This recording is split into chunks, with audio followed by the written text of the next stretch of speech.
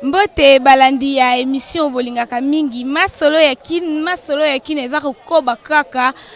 Donc na info 16 ce que vous la masolo ya kin il faut vraiment couper ça merci à munene na moi so babengi Rebecca Bilendo Pukuta la Servadi. Vraiment lelo ezangai molobel na bino de grâce binga la signorita moi na mungala to robete ya bino masolo ya kin pour que boza epele à la République démocratique du Congo en même temps Libanda donc expat toke na Amérique na Asie na Océanie na Afrique pe na Europe boza kolanda masolo ya kin eza ko continuer balobi apesa ndobo apesa mbisi te tozwa mibongo na Lemba terminus na quartier o babengi Molo plus précisément l'avenue de la Paix et pas iwa pitoye ko visiter pont ya nini pont oyo ko permettre bana ngaba na Lemba basangana pont oyo ko permettre bana ya Lemba terminus batambola na kimia pont oyo ko permettre bana ya Lemba bana ya Molo bana ya avenue de la Paix ba traverser avec toute sécurité oyo ko permettre bango ba traverser avec toute sécurité et puis protection grâce à œuvre munene oyo le docteur le professeur honorable Tsaman Olutu oazali bongo pona ko répéter candidat à la députation nationale à la circonscription ya Moamba azali pe honorable en fonction ywana pe kaka président ya ba université privée tout à la République démocratique du Congo azali recteur ya réseau des universités du CEPROMAD 24 universités en Afrique c'est pas chose facile balobi muto alingara batu aliakana batu liana population pour cercueil ezara kilo papa Tsaman lelo asaleli bana ya Lemba bana ya Molo bana ya de la Paix pont où ko permettre bango ba traverser ezara raté pour la richesse ezara raté pour la pouvoir mais azana motema ya bo papa ou ezako sala ete asala ba action ebele to robeta pena masolo la yango très bien tokomona ba image tokomona pe ba réaction ya bato baza na venue oyo tokosola pena ba maman ba papa ba vieillard ba jeune o baza ko soutenir ba œuvre non seulement candidature mais également ba œuvre il y a le professeur docteur honorable Tsaman Olutu Oscar mingi torobeta lisolo ya marambo etali inauguration ya ponaye bo remarquer les ans inauguré tant que vous allez inaugurer Rolanda mais na tiki nan ba image loba et puis na rosola na suka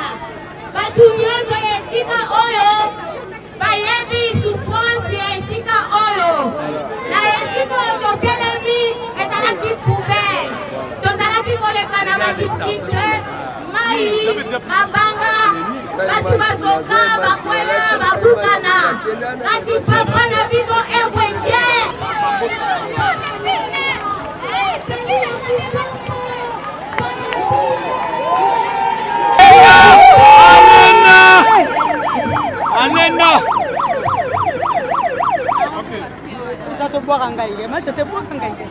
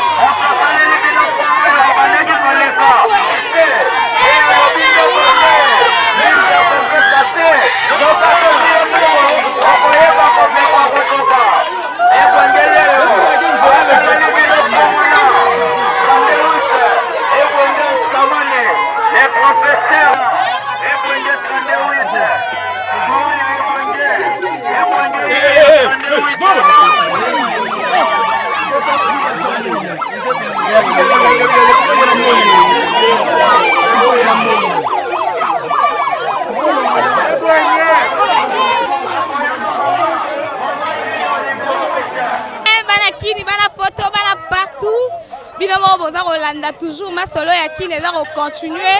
bon moni ba maman baza très content ya ko inaugurer pont oyo batu ba kwei mingi batu bazoki mingi batu babukani mingi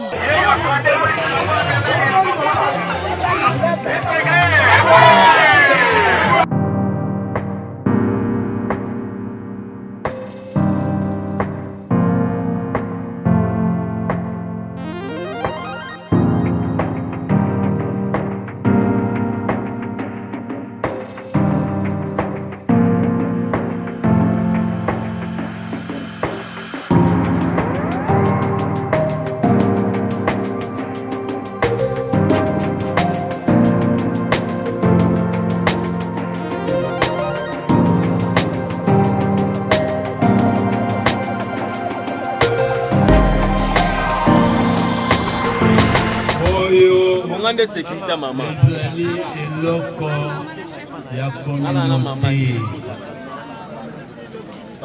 Une organisation de biseau exalité. Quelle que soit la situation, pour fêter, il faut tout bien en One is un programme. Il y a représentant de Bisso, Oyo, FCCR Boni, Lokola,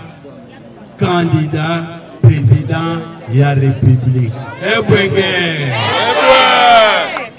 kombo na ye Ramazani kombo na ye nani Ramazani mena biso toliaka awa na ndako biso tofandaka awa efo tobongisa esika biso moko tobongisa boite yango na bamama bazalaki kobuka na makolo awa bamama bazalaki na difficulté mpo kotraverse awa ebwenge eloko moko euti epai ya bato te toyibi te me ezali mbongo na biso na mosala na bakelasi oyo nga nasalaka mpo bana na biso nyonso tu baya kotanga nalobi nga nazali mwana charpentier me mwana charpentier mobola si akemba alenda nalobi nakende epai eza baleki na nga babola nalakisa bango nzela nalobaki mobola eza eloko ya soni botela biso baso ngai kombo na ngai Yannick Zoro Kongolo naza na Changala biso toza baresponsable ya tobotami na quartier oyo tosufri mingi likambo ya mpo oyo depuis toloba eza na mutu azalaki na solution ya makambo oyo azalaki te bon tofandi comme surprise comme tomoni papa ebwenge akoti na quartier molo na lemba awa papa asouleve likambo ya mpo oyo na kokokisa terrasse lokola tozalaki bachaine tobandaki koluka mutu oyo akosunga biso totelemaki nsima papa liboso ya matoi na ye toyokaki en tout cas papa atikaki biso te papa asimbi biso na loboko ti amemi biso na suka yango bomoni mpo oyo etelemi boye en tout cas papa ebwenge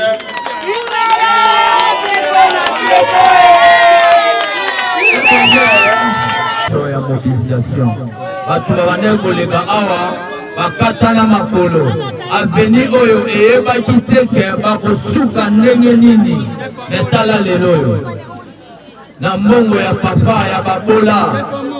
alobi ke mbongo na ye ya kelasi aya kotongela bino pont lelo atieli bino pont mabeto malamu ebwenge ngai kitoko nabanda wana baundu na nakutanaki na papa na baundu mpo na problème ya pont tokutani na papa yambi ngai andimi kosalela biso pont mpo eza esengo te apartir lelo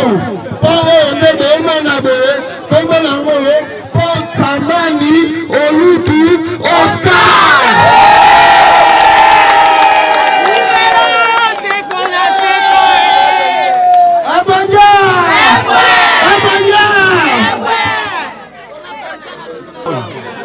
osala to moto moko asalisaka biso te misala nyonso ezalaka te ebandele mpe na toleli lelo papa Tsamani ebwenge aye kosalisa bana ya lenga pas seulement bana lemba na bandeko ya ngaka boyebi le mpo oyo ezalaka te nde tozalaki na mpo ya libende awa mokolo mosusu nalingi nakatisa awa mpona kende recensement kuna na suka nakwei na mai oyo solie na ngai etindaki lelo alors ezali vraiment esengo ya koleka esengo malembe tozokokende awa tosisi mosala po papa Tsamani ayo kosala yango te seulement pour l'élection te misala na ye na kati ya quartier na biso ebanda kokontinue kaka alobi boye awa toza na ebandela malembe tokomona courant ekoti awa malembe tokomona kamwa nzela wana goudron ekoti donc ekosala biso nyonso esengo toremercie papa Tsamani mobetre ye maboko makasi mpona voir ebwenge kaka te mpona maboko ye te mpona ve ebwenge Aaron Lubamba derrière la caméra. En tout cas, merci Nabino Nyostu Batbolandi émission Alelo Masolo Yakin. Nabandi était ba image sololi, ba image lobby. Ezalaki bongo honorable Ntaman Oscar Olutu, Oazali candidat député na circonscription à Moamba. Na rappelé les sous que Azali député en fonction élu na Moamba na élection il y a 2011 ayaki ko inauguré pont oyo na avenue de la Paix na quartier Mola pont oyo kaboli bana lemba terminus nangaba bino moko boki ba intervention ya ba maman ya ba jeune pe ya batunyos tout ya quartier et la kisi était musala et salami tolinga Congo to la reconnaissant ya ba œuvre balobi Oscar Ntamani ya pesa mbisite ya pesa rande ndobo l'homme de 38 donc ce que ndeko na Moamba oza vraiment la besoin ya changement pe innovation ya makambo ebele yebisa kaka a voté le 32 et le 8 au babengi ebwenge alors merci mingi na tonton Mwinga balobi merci ebele bele pe na beau frère nanga polelo na obaka kaka libanga moko na obaka ngopenza et pa ya papa babengi John Mbala mutabalela ngai ya Luziana Binga maman na penyela pe Océane au bazar Rolanda émission oyo na Turquie bambote belé pe na commandant bienvenue balobi muto asimbi vraiment ceinture ya honorable Ntaman Oscar Olutu alors salutations à toute la famille Binga ba salutations et belé na famille Singa Mobimbo ba Rolanda biso ba merci et belé lisusu na Rebecca Pukuta la Servadi donc libende et tambola kaka sika moko na ebende alors merci d'avoir suivi cette émission j'essaie bozala ki ebele mais pour na lelo masolo yakin et Suki Awa avec moi de grâce Binga la signorita moi la mungala allez bye.